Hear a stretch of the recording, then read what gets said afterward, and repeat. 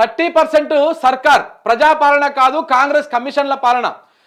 అసెంబ్లీలో మాజీ మంత్రి కేటీఆర్ వ్యాఖ్యలు. వెంటనే లేచిన డిప్యూటీ సీఎం బట్టి విక్రమార్క కేటీఆర్ వ్యాఖ్యలను రికార్డుల్లో నుంచి తొలగించాలని డిమాండు. కాంగ్రెస్ బీఆర్ఎస్ సభ్యుల మధ్య వాగ్వాదం. రికార్డు నుంచి వ్యాఖ్యలను తొలగించినటువంటి స్పీకరు. అసెంబ్లీ నుంచి వాకౌట్ చేసిన బీఆర్ఎస్ సభ్యులు.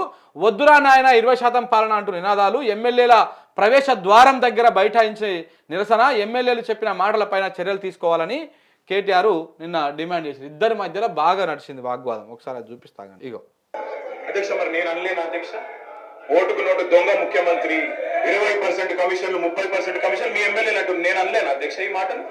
నేను అంటలేను అధ్యక్ష, నేను అనొచ్చు కానీ నేను అంటలేను అధ్యక్ష. ఇంకొక మాట చెప్తున్నా అధ్యక్ష, దయచేసి మీరు మా రెస్క్యూకి రావాలి.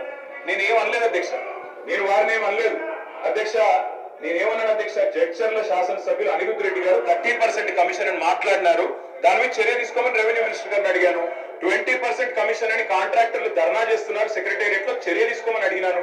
మరి నేను అనొచ్చు కదా అధ్యక్ష, పిసిసి అధ్యక్ష పదవిని 50 కోట్లకు కొనుక్కున్నాడు రేవంత్ రెడ్డి అని చెప్పి కోమటిరెడ్డి వెంకటరెడ్డి అనొచ్చు కదా అధ్యక్ష. అది వీళ్ళు చెప్పినాయి, వాళ్ళు చెప్పినాయి, అన్ని వాళ్ళు చెప్పేసరికి ఎక్కలేని బాధ అయిపోయింది. దానికి బట్టిగారు లేచి ఏమన్నారో ఒకసారి అది కూడా చూపిస్తాను మీకు. కేటీఆర్ గారు, స్పీకర్ సార్, మీరు విశేషమైన అనుభవం కలిగిన సీనియర్ మెంబర్ సార్. మీరు గతంలో చాలా ఉన్నతమైన పదవులు కూడా చేస్తున్నారు. మేము సిన్సియర్గా మిమ్మల్ని ప్రార్థిస్తున్నాం సార్, దయచేసి రికార్డులు తెప్పియండి. ఎన్నిసార్లు ఇంటరప్షన్లు అయినాయి, ఎన్నిసార్లు మంత్రులు అంత అంత అంత ఎక్సైట్ అయ్యి మాట్లాడితే ఎట్లా సార్ మంత్రులు? Sir, the essence of democracy, దయచేసి కొత్త సభ్యులు కాంగ్రెస్ నుంచి 53 మంది ఉన్నారు. The essence of democracy, the beauty of discussion in assembly sir is discussion, debate, dissent. Sir, opposition అనేది మాకు we will have our say, the government will have its way. That is the essence of democracy. దయచేసి నేను వారిని మిమ్మల్ని కూడా కోరేది sir, మంత్రులకి సంయమనం ఉండాలి, రిస్ట్రెయింట్ ఉండాల్సింది ట్రెజరీ బెంచెస్ కి. అపోజిషన్ సహజంగానే మేము ప్రభుత్వం చేయని పనులు, ఇస్తానని చెప్పిన మాటలు, హామీలు మేము దయచేసి ప్రకాష్ ఒకటే రిక్వెస్ట్, మంత్రులకి మీరు దయచేసి చెప్పండి. ఇప్పుడు మేము కూడా ప్రొవోక్ చేయాలనుకుంటే మేము కూడా మాట్లాడచ్చు సార్. మేము కూడా చెప్పొచ్చు 30% కమిషన్ అని వాళ్ళ ఎమ్మెల్యేలు అంటున్నారు, 20% కమిషన్ అని సెక్రటేరియట్ లో ధర్నా అవుతున్నాయి. Sir, essence of the democracy, చాలా సంతోషం. కేటీఆర్ గారు లేచి చాలా గౌరవంగా మాట్లాడతాడని నేను ఊహించాను, ఓ సభ్యతగా మాట్లాడతాడని కూడా ఆశించాను. లేచి ఏం మాట్లాడుతున్నారు అధ్యక్ష? ఎసెన్స్ ఆఫ్ ద డెమోక్రసీలో డిస్కషన్ ఉండాలా, డిబేట్ ఉండాలన్నారు. సంతోషం. డిస్కషన్, డిబేట్ వాస్తవంగా ఉండాలా, లేచి మాట్లాడిన ప్రతి మాట అబద్ధంగానే మాట్లాడాలా? What are you doing? You are not misguiding the house, not only the house, the entire state you are misguiding. మరి ఏమన్నారండి? అభయహస్తం పేరు మీద అడ్డగోలుగా అడ్వర్టైజ్మెంట్స్ ఇచ్చామని చెప్తా ఉన్నాం. సో ఇట్లా ఇది ఈజీ కాదు. బ్లాక్ అప్పు చేసి మీరు పోతే బిల్లు లెక్క ఏడుస్తున్నారు. KTR, now you have to prove that what the statement was to make.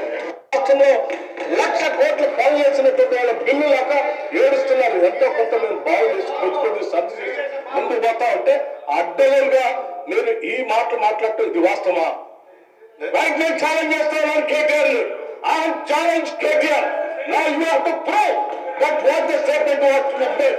Otherwise you have to say opposite to this house. He has to make a statement. అధ్యక్ష, నేను అడుగుతా ఉన్నాను, ఇది మీరు ప్రూవ్ చేయకపోతే ఈ సభకి క్షమాపణ చెప్పాలి, ఈ రాష్ట్రపతి కూడా క్షమాపణ చెప్పాలి.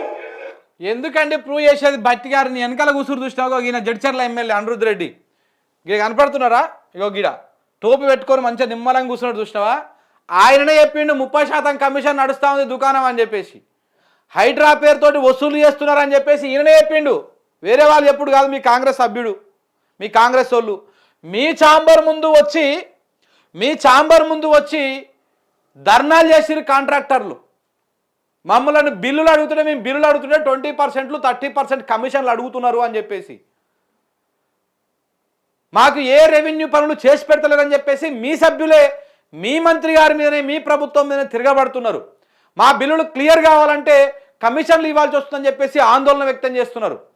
రిటైర్డ్ ఉద్యోగులు ఉన్నారు కదా, వాళ్ళ బెనిఫిట్స్ ఉంటాయి కదా, వాళ్ళ బెనిఫిట్స్ ఇవ్వమంటే ఆ బెనిఫిట్స్లలో కూడా కమిషన్లు తీసుకుంటున్నారు ఆర్థిక శాఖ అని చెప్పేసి వాళ్ళు కోర్టుకు పోయినటువంటి పరిస్థితి కనపడతా ఉన్నది. ఇంకా ఏం ప్రూఫ్లు కావాలి మీకు?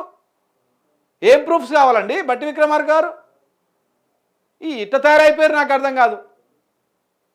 చేసేదేమో సుఖమైన పని, మళ్ళీ దాన్ని ఆ విషయాన్ని మాట్లాడితే మాత్రము ఎక్కలేని బాధ వస్తూ ఉన్నది, ఎక్కలేని బాధ. ఇట్లా తయారైపోయారు మొత్తం. బరాబరి రాష్ట్రం 30% కమిషన్ రాష్ట్రమే. 30% కమిషన్ వసూలు చేస్తుంది సర్కారు, దాంట్లో ఎలాంటి డౌట్ లేదు అనేది ఇలా రాష్ట్రంలో ఏ ఒక్కరిని అడిగినా చెప్తారు. మీరు రియల్ ఎస్టేట్ రంగంలో ఉన్నటువంటి వాళ్ళని అడగండి, బిజినెస్ రంగంలో ఉన్నటువంటి వాళ్ళని అడగండి, ఎవరైనా అడగండి.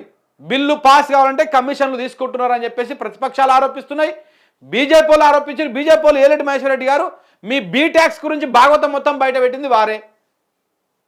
కేసు పెట్టండి, విచారణ చేయండి. మరి అట్లనే మీ మీద కూడా మీరు సొంతంగా విచారణ చేయించుకోండి, తెలుస్తుంది, తేలుతుంది కదా ఎవరు ఏంటిది ఏం కథ, కమిషన్ తీసుకుంటలేరా అని చెప్పేసి. ఏం కావాలంటే ఆయనకు సాక్ష్యాలు కావాలంటే, ఒక్క నిమిషం ఆగండి, నేను ఇస్తా. బట్టి గారికి సాక్ష్యాలు మరి కనపడనట్టున్నాయి ఇట్లాంటివన్నీ. ఇప్పుడు చెప్పాలి, దీనికి సమాధానం చెప్పాలి బట్టి గారు. దేనికోసం వచ్చిరు వాళ్ళాడికి? మీ ఛాంబర్ ముందుకు పోయి దేనికోసం ఆందోళన చేసిరు వీళ్ళు?